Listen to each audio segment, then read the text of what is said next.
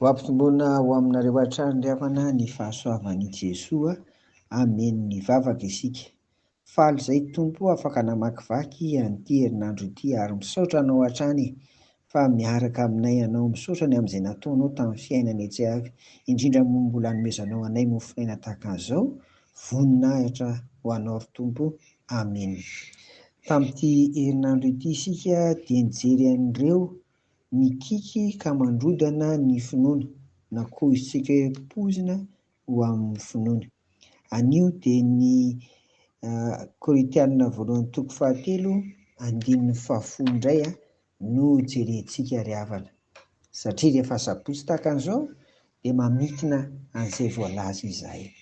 Izao no voalaza ny Korinthianina voalohany toko 7:1-10 amin'anaran'i Jesosy: araka ny fahasoavan'Andriamanitra nomena ahy, tahaka ny fanaovam-pitahy marika mahay no nanaovako ny fanorenana, ary ny hafa mandrafitra eo amboniny, nefa aoka ny olona rehetra hitandrina izay arafiny eo amboniny.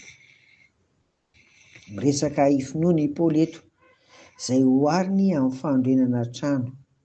Ny toriteny sy fampianarana izay nataony mifototra na miivo amin'ny Jesosy Kristy izy hitantsika eo amin'ity Korinthianina ity ihany, toko 2:1-2, fa hoe Jesosy Kristy voaomboka eo amin'ny hazo fijaliana, izay ny teniny sy ny toriteniny izany, dia izay no nataony fototra. Fa zao izy ny hafa, ary anisan'izany ny tenako, ny tenanao, ny tenantsika tsiray avy izy no mandrafitra eo amboniny. Eo amin'ity Korinthianina voalohany ity toko 7:12 ity dia lazaina fa misy mandrafitra na manorina eo ambonin'ilay nataon'ny Paoly izany, izay voarakitra amin'ny episity 13 ato amin'ity baiboly ity, dia misy mandrafitra ozy na manorina volamena sy volafotsy ary vato tsara. Ireo izany dia voalohany sarobidy, lafo vidy, ary faharoa tsy levon'ny afo, araka ny ambarana eto. Inona izany? Ny fifaneraserana amin'ny Jesosy velona, ny fifaneraserana amin'ny samy mpino, ary indrindra ny nolazain'i Jakoba amin'ny toko 1:7-20, Jakoba toko 1:7-20, hoe izao ny fivavahana madio sady tsy misy loto eo anatrehan'Andriamanitra, ny mamangy ny kamboty sy ny mpitondra tena amin'ny fahoriany, sy ny miaro ny tena tsisy petipetina avy amin'izao tontolo izao. Fifaneraserana amin'ireo mila vonjy, izay izany no eto. Ary indrindra koa ilay fiarovana ny tena samy mitandrina izany, ny tsirairay avy ry havana. Izay ilay hoarina amin'ny tsy levon'ny afo, ilay volamena, volafotsy ary vato tsara.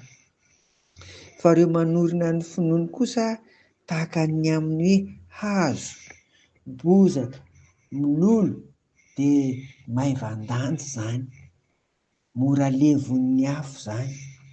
Ary azo ambara izany fa ireo ilay nolazaintsika nanomboka tamin'ny latsinainy ka hatramin'ny omaly zoma. Dia jereo no efa rany eo amin'ity Korinthianina voalohany toko 7:1-10 ity ihany, fa tsy mampiorina ny finoana ireo. Ry havako, saropady ny finoantsika, saropady izany ka samitsika mitandrina ny amin'izay arafitra eo amboniny, dia tsy inona akory izany fa ireo zava-misy mety mahareniko, mety mahavariana amin'izao fiainana izao, nefa tsy mahasoa ny ara-panahy. Eny, ny fanahy masina ampahery antsika ao amin'i Jesosy Kristy mba ahazahoantsika manorina zavatra sarobidy ary mafy tsara ho an'ny fiainam-panahintsika ry havana. Amen. Rehefa sabotsy tahaka an'izao dia tianay koa ny milaza ry havana ny akana ny toriteny. Ka dia ny Jakoba toko 1:2-7, izay tsy inona akory fa tsy injerintsika tamin'ity volana ity izany. Ry rahalahiko, ataovy fifaliana avokoa raha hiara-ny fakapanahy samihafa ianareo, satria fantatrareo fa fizahan-toetra ny finoanareo dia mahatonga faharetana. Dia manasa anao, manasa antsika tsirairay avy ry havana, ho tonga hiara hivavaka eo amin'ny Tompo amin'ny fiangonana Rapiso. Hivavaka isika. dia misaotra anao izay Tompo ny amin'ny fitiavanao ka andronao anay lalina ao izay manorina tsara ny finoanay ao araka ny sitraponao ary indrindra mitondra soa ho an'ny fiainanay tsiriavy dia mifandovana ny fiainana mandrakizay. Misaotra indrindra Tompo. Amen. Ho aminareo hatrany ny fiadanan'i Jesosy Kristy. Amen.